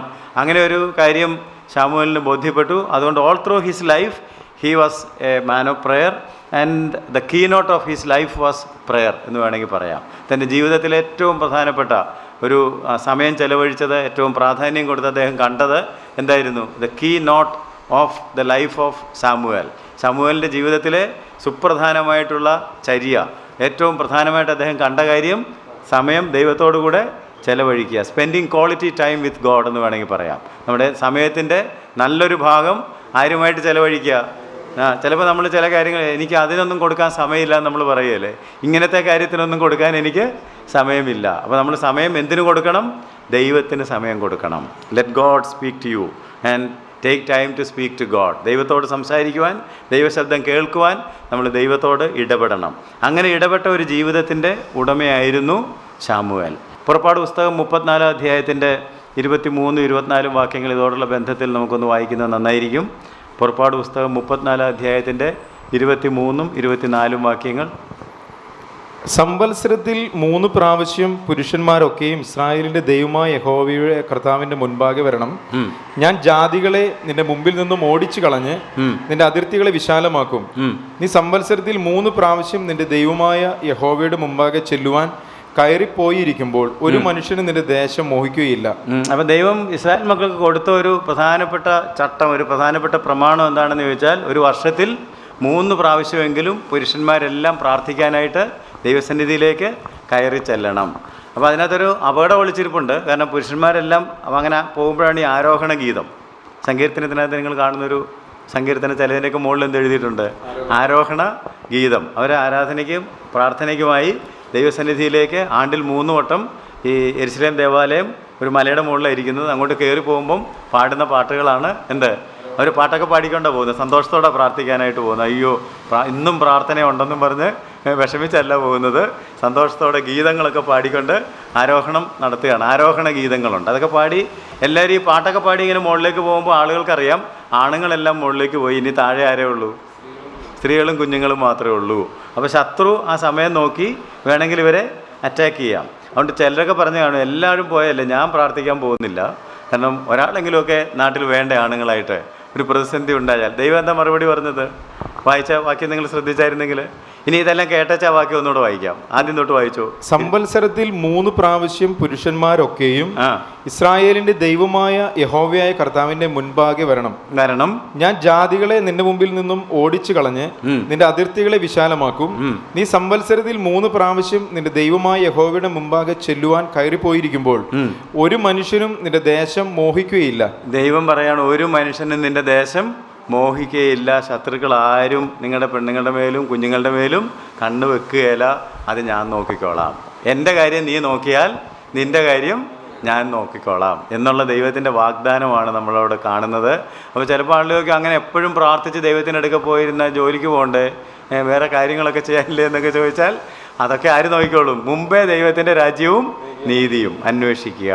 അപ്പോൾ ദൈവത്തിൻ്റെ അടുത്തേക്ക് നമ്മൾ കടയിൽ പോകുമ്പോൾ ബാക്കി കാര്യങ്ങളെല്ലാം നോക്കാൻ ദൈവം മതിയായവനാണ്. അതുകൊണ്ട് എല്ലാവരും ഒരു ജോലിക്കും പോകാതെ പ്രാർത്ഥനയിൽ തന്നെ ഇരുന്നോണമെന്നല്ല ഞാൻ പഠിപ്പിച്ചതിൻ്റെ അർത്ഥം. അങ്ങനെ ആരും വിചാരിക്കരുത്. ഞാൻ മുമ്പൊരു കാര്യം പറഞ്ഞു, giving quality time to God. ദൈവത്തിന് നമ്മുടെ സമയത്തിൻ്റെ സുപ്രധാനമായിട്ടുള്ളൊരു ഭാഗം എല്ലാം കഴിഞ്ഞിട്ട് അവസാനം 1 മിനിറ്റ് അല്ല ദൈവത്തിന് കൊടുക്കേണ്ടതെന്ന്. എല്ലാം കഴിഞ്ഞ് ചിലപ്പോൾ നമ്മൾ അവസാനം പറയാറില്ലേ ചിലരെങ്കിലുമൊക്കെ, എല്ലാം കർത്താവേ എല്ലാം ഇത്രയും വരെയൊക്കെ ദൈവം എത്തിച്ചു, സ്തോത്രം, ഇതുവരെ കുഴപ്പങ്ങളൊന്നും ഉണ്ട്, ഇനി ഒന്നിനും സമയമില്ല, മാത്തനിതാ മലക്കുന്നു, ബാക്കിയെല്ലാം ദൈവം നോക്കിക്കോണം എന്ന് പറഞ്ഞ് നമ്മൾ ദൈവത്തിൻ്റെ കരങ്ങളിലേക്ക് സമർപ്പിച്ച് മെത്തയിലേക്ക് വീണതും ഉറങ്ങിയതും ഒറ്റയടിക്കായിരുന്നു എന്ന് പറയുന്നത്. അപ്പോൾ എന്തിനു മാത്രം സമയം കിട്ടിയില്ല? അയ്യോ നമുക്ക് എന്താ രാവിലെ പല്ല് തേക്കാൻ സമയമുണ്ട്, ഭക്ഷണം കഴിക്കാൻ സമയമുണ്ട്, പത്രം വായിക്കാൻ, ഇതൊക്കെ ചെയ്യാതെ പത്രം വായിച്ചില്ലെങ്കിൽ ഇന്ന് എന്തൊക്കെയാണ് നാട്ടിൽ നടന്നതെന്നുള്ളത് അറിയാനൊക്കുകയല്ലോ. പത്രം വായിക്കാൻ, ഓഫീസിൽ പോകാൻ സമയം തീരെ ഇല്ലാത്തത് എന്തിനാണ്? നിങ്ങളെല്ലാവരും ചിന്തിക്കുമെന്ന് ഞാൻ കരുതുന്നു. മാറ്റി വെക്കാനുള്ളതാകെ അവസാനം എന്ത് കാര്യമാണ്? പ്രാർത്ഥന. അങ്ങനെയല്ല, പ്രാർത്ഥനയ്ക്കൊരു പ്രാധാന്യം കൊടുക്കണം. ആണ്ടിൽ 3 വട്ടം എന്ന് പറഞ്ഞാൽ അതിൻ്റെ അർത്ഥം തീർച്ചയായിട്ടും നാം ദൈവസന്നിധിയിലേക്ക് ഇടയ്ക്കിടയ്ക്ക് ചെല്ലണം എന്ന് ദൈവം നമ്മളെക്കുറിച്ച് ആഗ്രഹിക്കുന്നുണ്ട്. അതിന് നിങ്ങൾ സമയം മാറ്റുമ്പോൾ നിങ്ങൾക്ക് ഒരു അനർത്ഥവും വരാതെ വണ്ണം ദൈവം നിങ്ങളെ, നിങ്ങളുടെ കുടുംബത്തെ, നിങ്ങളുടെ മക്കളെ, നിങ്ങളുടെ ഭാര്യമാരെ, നിങ്ങളുടെ സമ്പത്തിനെ എല്ലാം, ആരും നിൻ്റെ ഒരു കാര്യവും മോഹിക്കുകയല്ലെന്ന് പറഞ്ഞാൽ അത് ഞാൻ നോക്കിക്കോളാം, അത് ഞാൻ കവറപ്പ് ചെയ്യുമെന്നായി പറഞ്ഞതിൻ്റെ അർത്ഥം. ആ ദൈവത്തിൻ്റെ പ്രോമിസ് നമ്മൾ ഏറ്റെടുത്തിട്ട് പ്രാർത്ഥനയ്ക്കായിട്ട് കൂടുതൽ സമയം കണ്ടെത്തണം എന്ന് ഞാൻ നിങ്ങളെ ഓർമ്മപ്പെടുത്തുന്നു. ഇപ്പോൾ നമ്മൾ വായിച്ചത് പുറപ്പാട് പുസ്തകം 34-ാം അധ്യായത്തിൻ്റെ 23-ഉം 24-ഉം വാക്യങ്ങളാണ്. ആ വാക്യങ്ങളുടെ അടിസ്ഥാനത്തിൽ ലെറ്റസ് പ്രേ, നമുക്ക് പ്രാർത്ഥിക്കണം, പ്രാർത്ഥനയ്ക്കായിട്ട് കൂടുതൽ താല്പര്യം എടുക്കണം എന്ന് ഞാൻ നിങ്ങളെ പ്രേരിപ്പിക്കുന്നു. ഞാൻ മുമ്പോട്ട് പോകട്ടെ. ശമൂവേൽ പ്രാർത്ഥിച്ചത് എന്തുകൊണ്ടാണെന്ന് ഞാൻ ഇടയ്ക്ക് പറയുന്നുണ്ടായിരുന്നു. Because of A mother of prayer. പ്രാർത്ഥിക്കുന്ന ഒരു അമ്മയുടെ മാതൃക ആര് കണ്ടിരുന്നു? ശമൂവേൽ കണ്ടിരുന്നു. ഒരു അന്ധകാര കാലഘട്ടത്തിൽ ദർശനമേറെയില്ല, ദൈവത്തിൻ്റെ വചനം ദുർലഭമായിരുന്നു. അങ്ങനെയുള്ള ഒരു കാലഘട്ടത്തിൽ ഇറ്റ്സ് എ ട്രബുലസ് ടൈം എന്ന് വേണമെങ്കിൽ പറയാം. ഒരു വല്ലാത്ത കാലഘട്ടം. ഒരു പക്ഷേ നമ്മളൊക്കെ ജീവിക്കുന്നത് ഇതുപോലത്തെ ഒരു കാലഘട്ടത്തിലാണ്. ദൈവത്തിൻ്റെ വചനം വളരെ എല്ലായിടത്തും ഒത്തിരിയൊക്കെ ഉണ്ട്, പക്ഷേ ശരിയായിട്ടുള്ള വചനം വളരെ പ്രഷ്യസ്, വളരെ ദുർലഭമാണ്.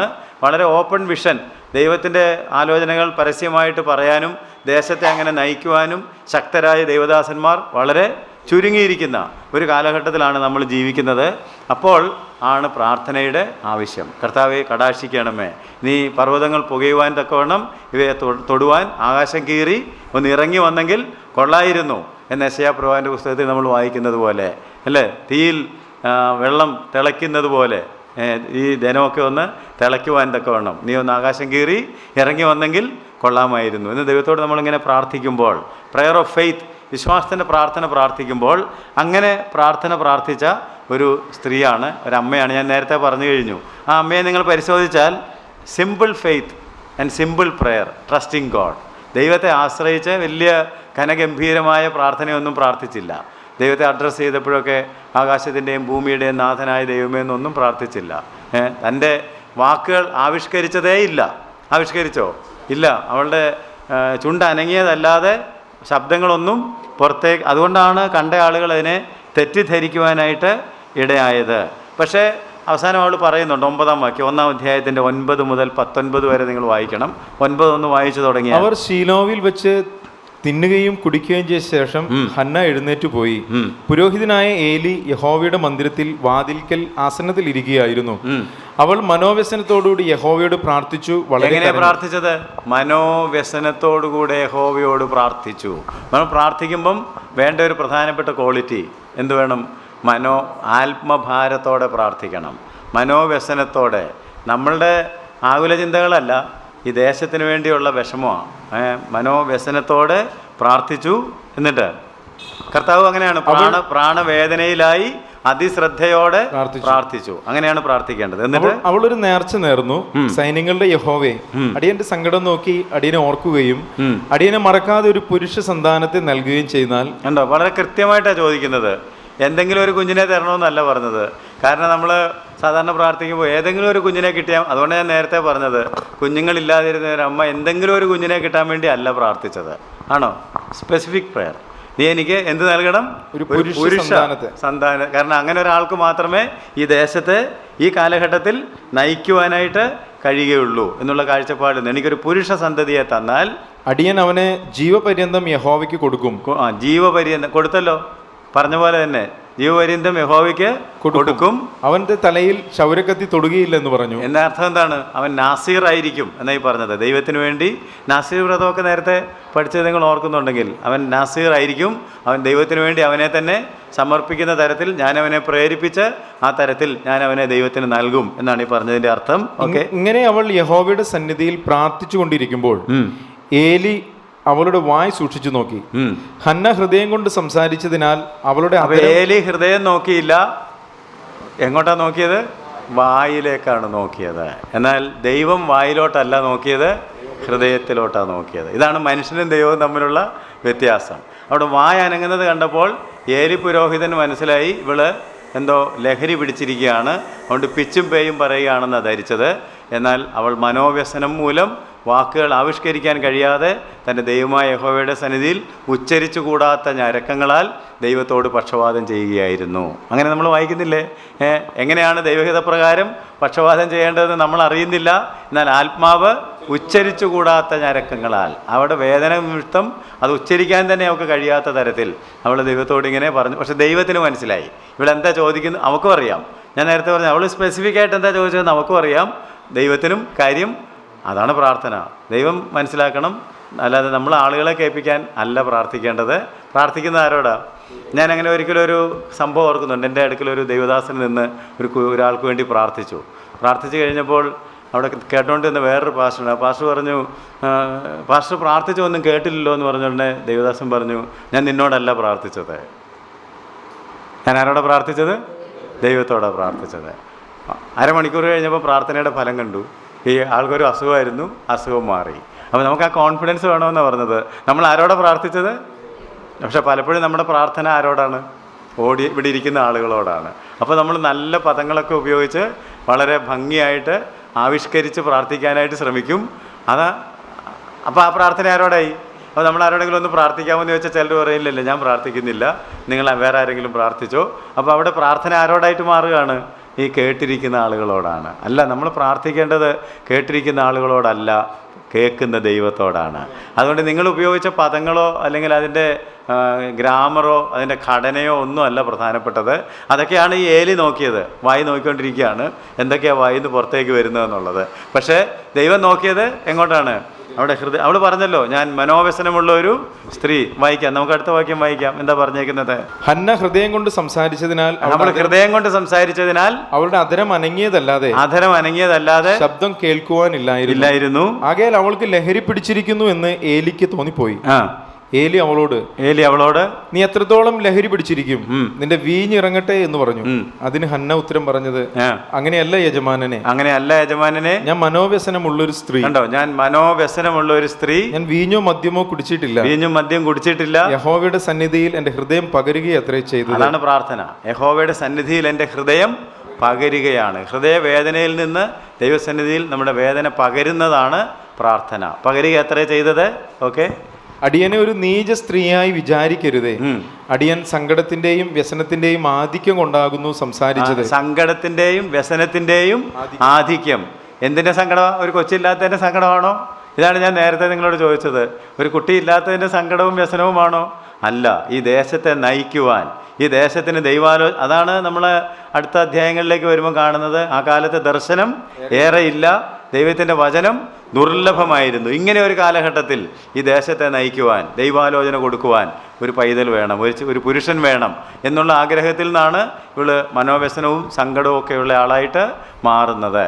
വായിക്കാം. അതിന് ഏലി, സമാധാനത്തോടെ പൊയ്ക്കൊള്ളുക, ഇസ്രായേലിന്റെ ദൈവത്തോട് നീ കഴിച്ച അപേക്ഷ അവൻ നിനക്ക് നൽകുമാറാകട്ടെ എന്ന് ഉത്തരം പറഞ്ഞു. അപ്പോൾ ഏലിക്ക് മനസാന്തരം ഉണ്ടായി കാണും. അപ്പോൾ ഏലി പറഞ്ഞു, ഇത് ദൈവം നിനക്ക് ആ പ്രാർത്ഥന നൽകട്ടെ എന്ന് പറഞ്ഞു. ആ പ്രാർത്ഥന പഠിക്കണം എന്നാണ് ഞാൻ നിങ്ങൾക്ക് പ്രേരണ നൽകുന്നത്. ആ അധ്യായം വായിച്ച് ആ പ്രാർത്ഥന പഠിക്കണം. അപ്പോൾ അങ്ങനെയുള്ള ഒരു അന്തരീക്ഷത്തിൽ ജനിച്ചു വളർന്ന ശാമുവേൽ അതാണ് നമ്മൾ നേരത്തെ വായിച്ചു, അവൻ ദൈവസന്നിധിയിലാണ് വളർന്നത്. ശാമുവേലോ എവിടെ വളർന്നു? ദൈവസാന്നിധിയിൽ ശുശ്രൂഷ ചെയ്തു വളർന്നു വന്നു. അപ്പോൾ ആ ഒരു പ്രാർത്ഥനാ ശൈലി അമ്മയിൽ നിന്ന് പഠിച്ചത് മകനും കീപ്പപ്പ് ചെയ്തു എന്നുള്ള കാര്യം ഓർത്തിരിക്കുന്നത് നല്ലതാണ്. ഞാൻ 1-2 വാക്യങ്ങൾ കൂടി അവിടെ വായിപ്പിക്കുന്നു. 1-ാം അധ്യായത്തിൻ്റെ 24 മുതലുള്ള വാക്യങ്ങൾ. 1-ാം അധ്യായത്തിൻ്റെ 24 മുതലുള്ള. അവന് മുലകുടി മാറിയ ശേഷം അവൾ 3 വയസ്സ് പ്രായമുള്ള ഒരു കാളയെയും ഒരു പറ മാവും ഒരു തുരുത്തി വീഞ്ഞുമായി അവനെ ശിലോവിൽ യഹോവയുടെ ആലയത്തിലേക്ക് കൊണ്ടുചെന്നു. മുലകുടി മാറിയപ്പോൾ തന്നെ എവിടെ കൊണ്ടുവന്നു? ദൈവാലയത്തിലേക്ക് കൊണ്ടുവന്നു. ബാലൻ ചെറുപ്പമായിരുന്നു. അവർ കാളയെ അറുത്തിട്ട് ബാലനെ ഏലിയുടെ അടുക്കൽ കൊണ്ടുചെന്നു. അവൾ അവനോട് പറഞ്ഞത്, യജമാനനാണ് യഹോവയോട് പ്രാർത്ഥിച്ചുകൊണ്ട് ഇവിടെ സമീപത്ത് നിന്നിരുന്ന സ്ത്രീ ഞാനാകുന്നു. അപ്പോൾ ഏലി ഇതൊക്കെ മറന്നുപോയി കാണും. കാരണം എത്രയോ പേരിങ്ങനെ വരികയും പ്രാർത്ഥിക്കുകയും അനുഗ്രഹം കൊടുക്കുകയും ഒക്കെ ചെയ്യുന്നുണ്ട്. പക്ഷെ ആരും മറന്നില്ല. ഹന്ന ഈ കാര്യങ്ങളൊന്നും മറന്നില്ല. കാരണം അവള് ഏലിയോടല്ല ഉടമ്പടി ചെയ്തിരിക്കുന്നത്. ആരോടാണ് ഉടമ്പടി ചെയ്തത്? ദൈവത്തോടാണ്. ആ ഓർമ്മ അവൾക്കുള്ളത് കൊണ്ടാണ് അവിടെ വന്ന് പരിചയപ്പെടുത്തേണ്ടതായിട്ട് വന്നു. യജമാനാണ് യഹോവയോട് പ്രാർത്ഥിച്ചുകൊണ്ട് ഇവിടെ സമീപത്ത് നിന്നിരുന്ന സ്ത്രീ ഞാനാകുന്നു. ഈ ബാലനായിട്ട് ഞാൻ പ്രാർത്ഥിച്ചു. ഈ ബാലനായിട്ട് ഞാൻ പ്രാർത്ഥിച്ചു. ഞാൻ യഹോവയോട് കഴിച്ച അപേക്ഷ യഹോവ എനിക്ക് നൽകിയിരിക്കുന്നു. ഒരു ബാലനായിട്ട് ഞാൻ പ്രാർത്ഥിച്ചു എന്നല്ല അവിടെ പറഞ്ഞിരിക്കുന്നത്. ഈ ബാലനായിട്ട്, ഹെർ ഫെയ്ത്ത്, അവിടെ വിശ്വാസം കാണുക. ഈ ബാലനായിട്ടാണ് ഞാൻ ദൈവത്തോട് പ്രാർത്ഥിച്ചത്. ഞാൻ പ്രാർത്ഥിച്ച ആളെ തന്നെയാണ് ദൈവം എനിക്ക് നൽകിയിരിക്കുന്നത്. ഞാൻ ദൈവത്തോട് ചോദിച്ചു വാങ്ങിയതാണ്. ഇവൻ ശാമുവേലാണ്. ഈ ഒരു കോൺഫിഡൻസ് ആ അമ്മയുടെ ഉള്ളിൽ ഉണ്ട്. ഈ ബാലനായിട്ട് ഞാൻ പ്രാർത്ഥിച്ചു. ഞാൻ യഹോവയോട് കഴിച്ച അപേക്ഷ യഹോവ എനിക്ക് നൽകിയിരിക്കുന്നു. അതുകൊണ്ട് ഞാൻ അവനെ യഹോവയ്ക്ക് നിവേദിച്ചിരിക്കുന്നു. ഞാൻ യഹോവയ്ക്ക് അവനെ പ്രതിഷ്ഠിച്ചിരിക്കുന്നു.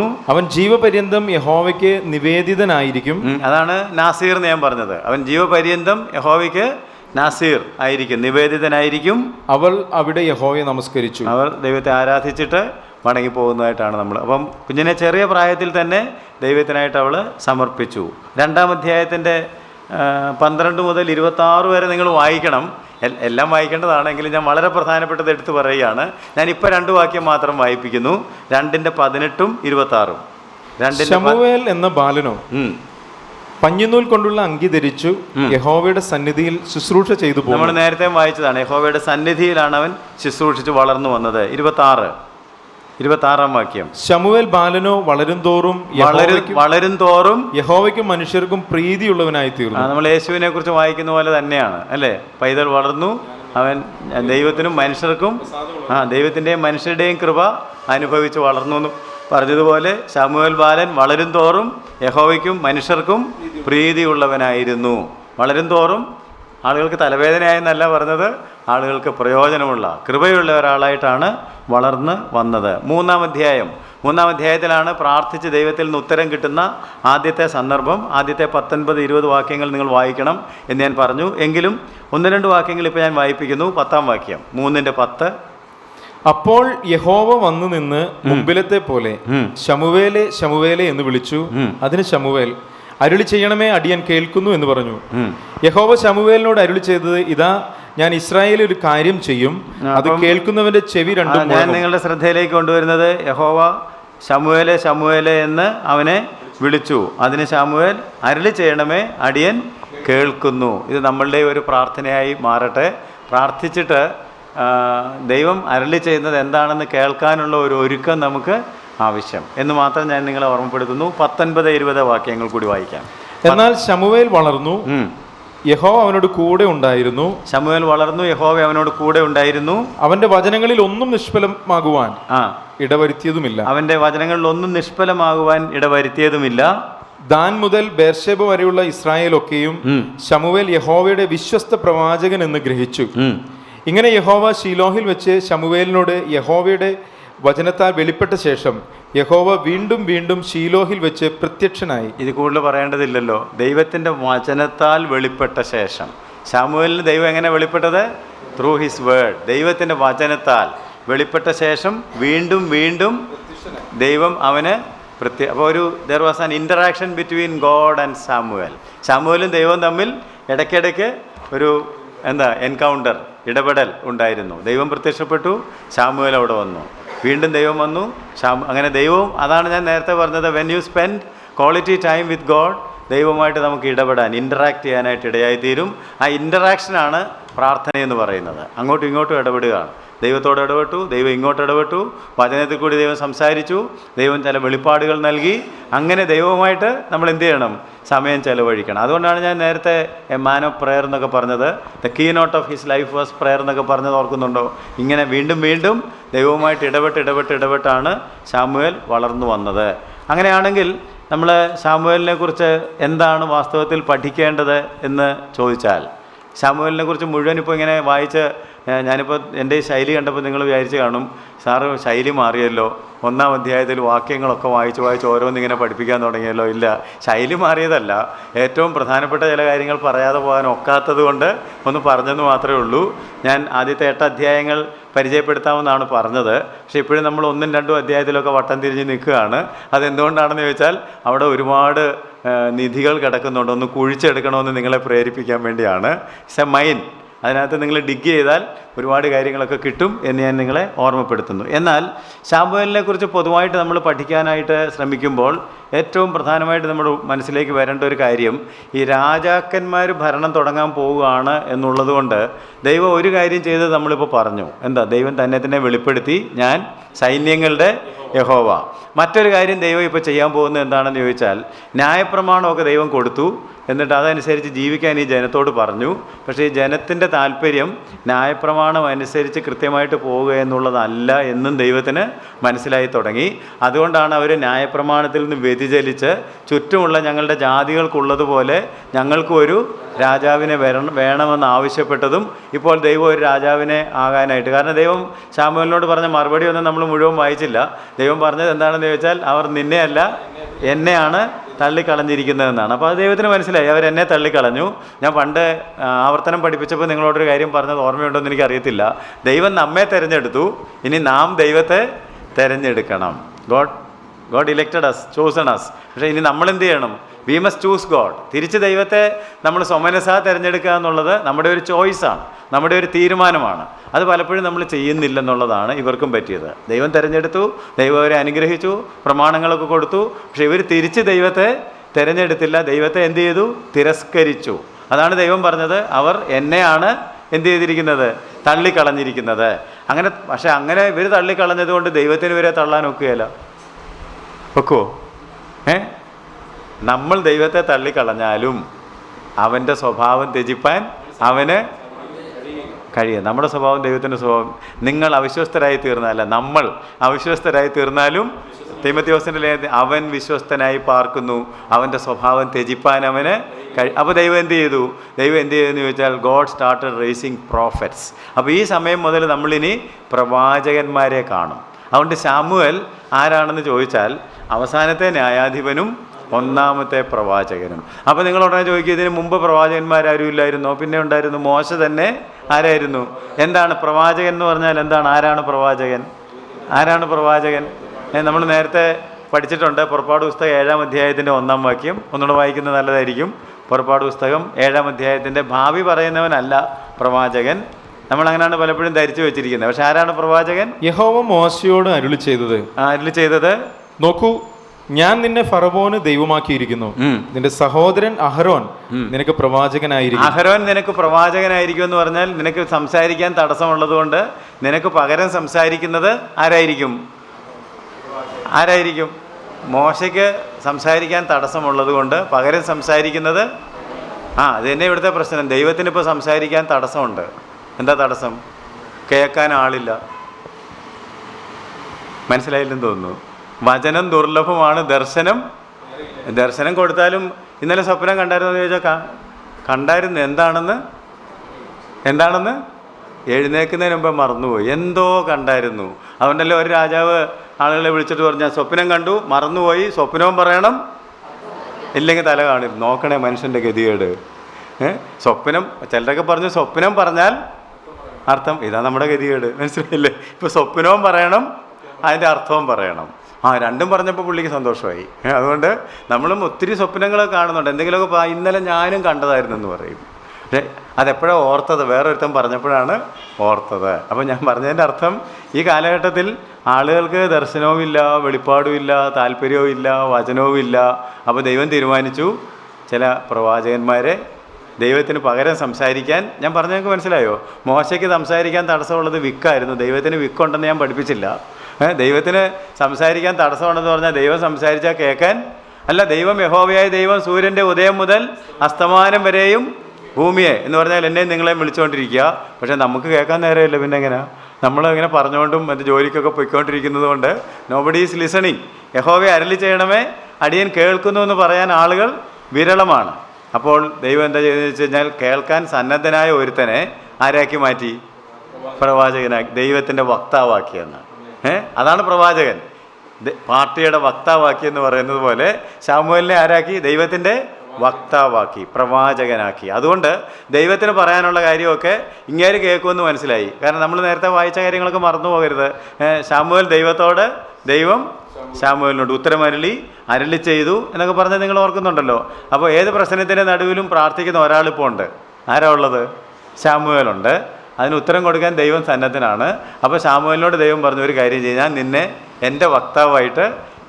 ആ കാലം മുതൽ ദൈവം എന്താ ചെയ്തതെന്ന് ചോദിച്ചാൽ അനേകം വക്താക്കന്മാരെ എവരെയെങ്കിലും കേൾക്കട്ടെ എന്ന് വിചാരിച്ചിട്ട്. എന്നെയോ കേൾക്കുന്നില്ല, എന്നാൽ ഈ വക്താക്കളെയെങ്കിലും അതുകൊണ്ടാണ് ദൈവം പണ്ട് ഭാഗമായും വിവിധമായും ആര് മുഖാന്തരം സംസാരിച്ചു? പ്രവാചകന്മാർ മുഖാന്തരം. So the prophetic office and the prophetic ministry starts with Samuel. അതാണ് ശമൂവേലിൻ്റെ പ്രത്യേകത. പ്രവചന ശുശ്രൂഷ ഒരു ക്രമാനുഗതമായ രീതിയിൽ ആരംഭിക്കുന്നത്. അത് മാത്രമല്ല, he established a school of prayer prophecy എന്ന് വേണമെങ്കിൽ പറയാം. ഒരു പ്രവചന സ്കൂള് തന്നെ. അത് എന്തായിരിക്കും കാര്യം? ഞാൻ വാക്യങ്ങൾ വായിപ്പിക്കാൻ പോവുകയാണ്. പ്രവാചകന്മാരുടെ ഒരു ഗണത്തെ തന്നെ ഒരു സ്കൂളെന്ന് പറഞ്ഞാൽ ഇതുപോലെ ഞാനിപ്പോൾ നിങ്ങളെ വചനം പഠിപ്പിക്കുന്നത് പോലെ ദൈവത്തിൻ്റെ ആലോചന കേൾക്കാനും അത് ജനത്തോട് പറയാനും അതനുസരിച്ച് ജീവിക്കാനും ആളുകളെ അഭ്യസിപ്പിക്കാൻ വേണ്ടി അദ്ദേഹം ഒരു ബൈബിൾ ക്ലാസ് തന്നെ തുടങ്ങിയെന്ന്. മനസ്സിലായോ? നാട്ടിൽ പല സ്ഥലത്ത് എന്ത് തുടങ്ങി കാണും? ബൈബിൾ ക്ലാസ് എൻ്റെ രീതിയിൽ പറഞ്ഞാൽ ബൈബിൾ ക്ലാസ് തുടങ്ങി, അല്ലെങ്കിൽ പ്രാർത്ഥനകൾ തുടങ്ങി. എന്നിട്ട് ആളുകളെ ദൈവമുഖം അന്വേഷിക്കാനായിട്ട് അദ്ദേഹം പ്രേരിപ്പിച്ചു. അതുകൊണ്ടാണ് ആ കാലത്ത് ശൗലും ഒക്കെ ഇങ്ങനെ നഷ്ടപ്പെട്ട സാധനങ്ങളെ അന്വേഷിച്ചാൽ ഇങ്ങനെയുള്ളവരുടെ അടുക്കൽ ചെന്നാൽ ദൈവാലോചന കിട്ടുമെന്ന് മനസ്സിലാക്കി അങ്ങോട്ട് വരാൻ തുടങ്ങി. അതിന് അവിടെ ആരെങ്കിലും വന്നുപോയാൽ അവർ പ്രവചിക്കും. അവരുടെ മേലൊക്കെ ദൈവത്തിൻ്റെ ആത്മാവ് വരും. അപ്പോൾ ആളുകൾക്ക് ഇവനും ഉണ്ടോ പ്രവാചകന്മാരുടെ കൂട്ടത്തിൽ? So he started A school of prophecy and he became the principal of A school of prophets. പ്രവചന ശുശ്രൂഷ ആരംഭിച്ചെന്ന് മാത്രമല്ല, പ്രവചനം പഠിപ്പിക്കുന്ന എന്ന് പറഞ്ഞാൽ ഇവിടെ അന്യഭാഷ പഠിപ്പിക്കുന്ന പോലത്തെ അല്ല. അങ്ങനത്തെ സ്കൂളല്ല. യഥാർത്ഥത്തിൽ ദൈവമുഖം അന്വേഷിക്കുന്ന, ദൈവാലോചന കേൾക്കുന്ന ആളുകളെ ഡെവലപ്പ് ചെയ്യുന്ന പ്രവാചക ശിഷ്യന്മാർ അത് ഒത്തിരി പേർക്കുണ്ടായിരുന്നു. നിങ്ങൾ ഏലിയാവിനെക്കുറിച്ചും ഏലീശയെക്കുറിച്ചും ഒക്കെ പഠിക്കുമ്പോൾ അവർക്കൊക്കെ എന്തുണ്ടായിരുന്നു? പ്രവാചക ശിഷ്യന്മാർ, ഗണങ്ങളുണ്ടായിരുന്നു. അവരൊക്കെ ട്രെയിൻ ചെയ്ത് ഇങ്ങനെ കൊണ്ടുവന്നിട്ടാണ്. കാരണം അത് ദൈവത്തിൻ്റെ ഒരു പരിപാടിയാണ്, ന്യൂ പ്രോഗ്രാം. അപ്പോൾ ഇപ്പം ന്യായപ്രമാണത്തിൻ്റെ കാലം കഴിഞ്ഞു, എന്ത് തുടങ്ങുകയാണ്? A new age of prophets, prophetic ministry begins. അതിങ്ങനെ തുടങ്ങുന്നത് നമുക്ക് കാണാം. അപ്പോൾ നമുക്ക് സമയം തീർന്നതുകൊണ്ട് ഇത് തുടങ്ങിയോ എന്നറിയാനായിട്ട് 2-3 വാക്യം മാത്രം വായിച്ച് നമുക്ക് ക്ലോസ് ചെയ്യാം. പുതിയ നിയമത്തിൽ നിന്ന് നമുക്ക് ഒന്നാമത് അപ്പോസ്തല പ്രവൃത്തി 3:24 വായിക്കാം. എന്നും മോശ പറഞ്ഞുവല്ലോ, അത്രയുമല്ല ശമൂവേൽ ആദിയായി സംസാരിച്ച പ്രവാചകന്മാർ. ശമൂവേൽ ആദിയായ, the first prophet who spoke was Samuel. Samuel ആദിയായ, ശമൂവേൽ തുടങ്ങി വെച്ച പ്രവചന ശിശു. അതിനു മുമ്പ് ഒക്കേഷണൽ പ്രോഫറ്റ്സ് ഉണ്ടായിരുന്നു കേട്ടോ. ശമൂവേലിന് മുമ്പ് അങ്ങും ഇങ്ങുമൊക്കെ പ്രവചിക്കുന്ന ആളുകളുണ്ടായിരുന്നു. ആവർത്തന പുസ്തകത്തിലൊക്കെ നമ്മൾ വായിക്കുന്നുണ്ട്, നിങ്ങളുടെ ഇടയിൽ ഒരു പ്രവാചകൻ എഴുന്നേറ്റ് ഇങ്ങനെ പറഞ്ഞാൽ അത് ഒത്തു വന്നില്ലെങ്കിൽ എന്നൊക്കെ. അങ്ങനത്തെ അങ്ങും ഇങ്ങുമൊക്കെ ഉണ്ടായിരുന്നു. പക്ഷെ ഒരു സ്ഥിരം ദൗത്യമായിട്ട് ഈ പ്രവചനം ദൈവം ഏൽപ്പിച്ച ചില ആളുകളെക്കുറിച്ചാണ് ഞാൻ പറയുന്നത്. ശമൂവേൽ, യെശയ്യാവ്, യിരെമ്യാവ്, യെഹെസ്കേൽ, അവരൊക്കെ ജീവിതത്തിലുടനീളം ആരായിരുന്നു? പ്രവാചകന്മാരായിരുന്നു. അങ്ങനെയുള്ളൊരു ദൗത്യം ഇതിന് മുമ്പ് എവിടെയെങ്കിലും ഉണ്ടോ? ഇല്ല. അപ്പോൾ ദൈവത്തിൻ്റെ ഒരു നെക്സ്റ്റ് പ്രോഗ്രാം നമ്മൾ പുതിയ നിയമത്തിൽ വായിക്കുന്നുണ്ട്. ന്യായപ്രമാണത്തിൻ്റെയും പ്രവാചകന്മാരുടെയും കാലം യോഹന്നാൻ. അപ്പോൾ ദൈവത്തിൻ്റെ രണ്ടാമത്തെ പ്രോഗ്രാമിലേക്ക് വന്നതെന്ന്. ആദ്യത്തെ പ്രോഗ്രാം ന്യായപ്രമാണമായിരുന്നു. The second programme is prophecy. അപ്പോൾ അത് തുടങ്ങുകയാണ്. അതിൻ്റെ ഒന്നാമത്തെ ആളാണ് ശമൂവേൽ. 13:20 അപ്പോസ്തല പ്രവൃത്തി 13:20. അതിൻ്റെ ശേഷം അവൻ അവർക്ക് ശമൂവേൽ പ്രവാചകന്മാരെ ന്യായാധിപന്മാരെ കൊടുത്തു. ശമൂവേൽ പ്രവാചകൻ വരെ ന്യായാധിപന്മാരെ കൊടുത്തു. അപ്പം ശമൂവേൽ പ്രവാചകൻ വരെ ന്യായാധിപന്മാരുള്ളൂ. ശമൂവേൽ പ്രവാചകൻ ആയിരുന്നു. എബ്രായ ലേഖനം 11:32. എബ്രായർക്ക് എഴുതിയ ലേഖനം 11-ാം അധ്യായത്തിൻ്റെ 32-ാമത്തെ വാക്യം. ഇനി എന്ത് പറയേണ്ടു? വിശ്വാസ വീരന്മാരെ കുറിച്ച് പറയുന്ന അധ്യായമാണ്. അവിടെ പറയാണ് ഇനി എന്ത് പറയേണ്ടു? ഗിദ്യോൻ, ബാരാഖ്, ശിംശോൻ, യിഫ്താബ്, ദാവീദ് എന്നിവരെയും ശമൂവേൽ മുതലായ പ്രവാചകന്മാരെയും കുറിച്ച് വിവരിക്കുവാൻ സമയം പോരാ. ശമൂവേൽ മുതലായ ശമൂവേലിനെ കുറിച്ച് പുതിയ നിയമത്തിൽ പറഞ്ഞിരിക്കുന്ന എല്ലാ സ്ഥലത്തും അദ്ദേഹത്തിൻ്റെ പേരിൻ്റെ കൂടെ എന്ത് പറഞ്ഞിട്ടുണ്ട്? പ്രവാചകൻ. അതിൻ്റെ കാരണം അന്ന് മുതലാണ് എന്താരംഭിക്കുന്നത്? പ്രവചന ശുശ്രൂഷ, പ്രോഫറ്റിക് മിനിസ്ട്രി സ്റ്റാർട്ട് ചെയ്യുന്നതെന്നുള്ള കാര്യമാണ് ശമൂവേലിനെ കുറിച്ച് ഒന്നാമത് മനസ്സിലാക്കേണ്ടത്. But at the same time Samuel was a judge and a prophet. ന്യായാധിപനുമായിരുന്നു, പ്രവാചകനുമായിരുന്നു, കിങ് മേക്കറുമായിരുന്നു. ആദ്യത്തെ രാജാവിനെ വാഴിച്ചതും ശമൂവേൽ തന്നെയാണ്. അപ്പോൾ അതുകൊണ്ട് ശമൂവേലിൻ്റെ ബാക്കി കാര്യങ്ങളൊക്കെ ഇപ്പോൾ പഠിക്കാനായിട്ട് നമുക്ക് സമയം തീർന്നതുകൊണ്ട് നമ്മുടെ ക്ലാസ് ഇവിടെ നിർത്താം. ശമൂവേലിനെ കുറിച്ച് ഒന്നുകൂടെ റിവ്യൂ ചെയ്തുകൊണ്ട് നമുക്ക് അടുത്ത ക്ലാസ് തുടങ്ങാം. അതുപോലെ തന്നെ നമുക്ക് പഠിക്കേണ്ടതായിട്ടുള്ള ഒരു കാര്യം, ഞാൻ ചിലപ്പോൾ എല്ലാം പഠിപ്പിച്ചെന്ന് വരികയില്ല, നിങ്ങൾക്ക് പഠിക്കാവുന്ന ഒരു കാര്യം, ഈ കാലഘട്ടത്തിൽ ഇസ്രായേലിനെ ഏറ്റവും കൂടുതൽ ഉപദ്രവിച്ച, ഏറ്റവും കൂടുതൽ തലവേദന ഉണ്ടാക്കിയ ഒരു കൂട്ടം ആളുകളാണ് ഫെലിസ്തീയർ. അപ്പോൾ എങ്ങനെയാണ് ഫെലിസ്തീയർ ഉണ്ടായത്? ആരാണ് ഫെലിസ്തീയർ? അവരെന്ത് പ്രോബ്ലം ഉണ്ടാക്കിയെന്നുള്ളതും ഈ കൂട്ടത്തിലൊന്ന് പഠിച്ചു പോകുന്നത് നല്ലതാണ്. ഉൽപ്പത്തി പുസ്തകം മുതൽ ആരെക്കുറിച്ച് പറയുന്നുണ്ട്? ഫെലിസ്തീയരെക്കുറിച്ച്. അവരെങ്ങനെ ഉണ്ടായെന്നും അവരാരാണെന്നും ഒക്കെ പറയുന്നുണ്ട്. അതും ഒന്ന് സ്പർശിച്ചു പോകുന്നത് നന്നായിരിക്കും. കാരണം ഇനി പ്രശ്നങ്ങൾ മുഴുവൻ സൃഷ്ടിക്കാൻ പോകുന്നതും ഇപ്പോൾ സൃഷ്ടിച്ചുകൊണ്ടിരിക്കുന്നതും ഇസ്രായേൽ മക്കൾക്ക് പ്രശ്നങ്ങൾ പണ്ട് മുതലേ ഉണ്ടാക്കിക്കൊണ്ടിരിക്കുന്ന കൂട്ടർ ആരാണ്? ഫെലിസ്തീയരാണ്. സോ ഹൂ ഈസ് ഫിലിസ്റ്റൈൻസ് എന്നുള്ളതും ഈ കൂട്ടത്തിൽ നമ്മൾ ചേർത്ത് പഠിക്കേണ്ടതാണ്. അപ്പോൾ അങ്ങനെയുള്ള കാര്യങ്ങളൊക്കെ അടുത്ത ക്ലാസ്സിലേക്ക് നമുക്ക് മാറ്റാം. അതിൻ്റെ പുറകെ നമുക്ക് ശൗലിനെക്കുറിച്ച് പഠിക്കാനുണ്ട്, ദാവീദിനെക്കുറിച്ച് പഠിക്കാനുണ്ട്. ഇങ്ങനെയാണ് നമ്മുടെ പഠനം മുന്നോട്ട് പോകാൻ പോകുന്നത് ബൈബിൾ സർവേയിൽ. അതുകൊണ്ട് ആ കാര്യങ്ങൾക്കായിട്ട് നിങ്ങൾ വീണ്ടും ശമൂവേലിൻ്റെ പുസ്തകം വായിക്കുക. ഇന്ന് കേട്ട കാര്യങ്ങൾ പ്രധാനമായിട്ട് നിങ്ങൾ ധ്യാനിച്ചാൽ, നമ്മൾ ഏറ്റവും പ്രധാനമായിട്ട് പറഞ്ഞത് പ്രാർത്ഥനയെക്കുറിച്ചാണ്.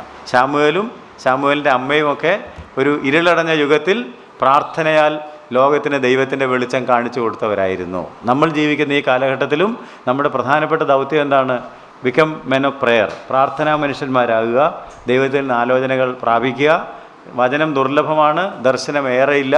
എന്നാൽ ദൈവത്തോട് പ്രാർത്ഥിച്ചാൽ, ദൈവത്തോട് ചോദിച്ചാൽ തീർച്ചയായിട്ടും എന്നോട് ചോദിച്ചു കൊള്ളുക, ഞാൻ മഹത്തായ അഗോചരമായ കാര്യങ്ങളെ നിനക്ക് വെളിപ്പെടുത്തും. എൻ്റെ പ്രവാചകന്മാർക്ക് വെളിപ്പെടുത്താതെ ഒരു കാര്യവും ഞാൻ ചെയ്യുകയില്ല. നമ്മൾ ചോദിക്കുന്നില്ല, മടുത്തു പോകുന്നു എന്നുള്ളതാണ് നമ്മുടെ പ്രശ്നം.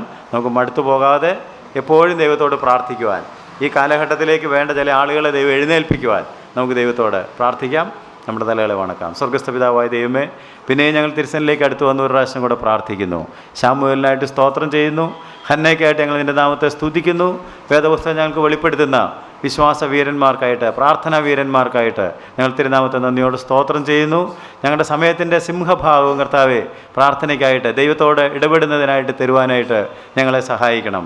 ശമൂവേൽ ദൈവസന്നിധിയിൽ വളർന്നു ശുശ്രൂഷിച്ചു എന്ന് ഞങ്ങൾ വായിച്ചതുപോലെ കർത്താവ് ഞങ്ങളുടെ ജീവിതത്തിൻ്റെ എല്ലാ രംഗങ്ങളിലും നിരന്തരം ദൈവ സാന്നിധ്യത്തിൽ കർത്താവ് വളർന്നു വരുവാൻ തക്കവണ്ണം, ഇടപെടുവാൻ തക്കവണ്ണം, ദൈവ ആലോചനകൾ പിടിച്ചെടുക്കുവാൻ തക്കവണ്ണം, ദൈവത്തിൻ്റെ വക്താക്കളാകുവാൻ, പ്രവാചകന്മാരായി മാറുവാൻ ഇത് ഞങ്ങളെല്ലാവരെയും സഹായിക്കണമെന്ന് പ്രാർത്ഥിക്കുന്നു. ഈ നാളുകളിൽ പ്രാർത്ഥനയ്ക്ക് കർത്താവ് ഉണർവുള്ളവരായിരിക്കാൻ പ്രാർത്ഥിക്കുന്നവരും അതിൽ ഉറ്റിരിക്കുന്നവരും സ്തോത്രത്തോടെ അതിൽ ജാഗരിക്കുന്നവരും ഏത് നേരത്തും ആത്മാവിൽ പ്രാർത്ഥിക്കുന്നവരും അതിനായി ജാഗരിക്കുന്നവരുമായിരിക്കാൻ തക്കവണ്ണം വലിയ കൃപ ഞങ്ങൾക്ക് നൽകണമെന്ന് പ്രാർത്ഥിക്കുന്നു.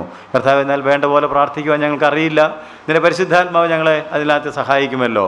കർത്താവ്, നിൻ്റെ പരിശുദ്ധാത്മാവ് ദൈവഹിതപ്രകാരം പക്ഷപാതം ചെയ്യുവാനും ഉച്ചരിച്ചു കൂടാത്ത ഞരക്കങ്ങളാൽ പോലും പ്രാർത്ഥിക്കുവാൻ ഞങ്ങളെ സഹായിക്കുമല്ലോ. കൃപ ചെയ്യണമേ എന്ന് പ്രാർത്ഥിക്കുന്നു. നിന്നോട് പ്രാർത്ഥിക്കുവാൻ, നിന്നോട് ചേർന്നിരിക്കുവാൻ ഞങ്ങൾ ആഗ്രഹിച്ച് ഞങ്ങളെ സമർപ്പിക്കുന്നു. ഞങ്ങളെ ബലപ്പെടുത്തണം, തിരുനാമത്തെ മഹത്വപ്പെടുത്തണമെന്ന് അപേക്ഷിക്കുന്നു. യേശുവിൻ്റെ നാമത്തിൽ ഞങ്ങളുടെ പ്രാർത്ഥന കേൾക്കണമേ. ആമേൻ.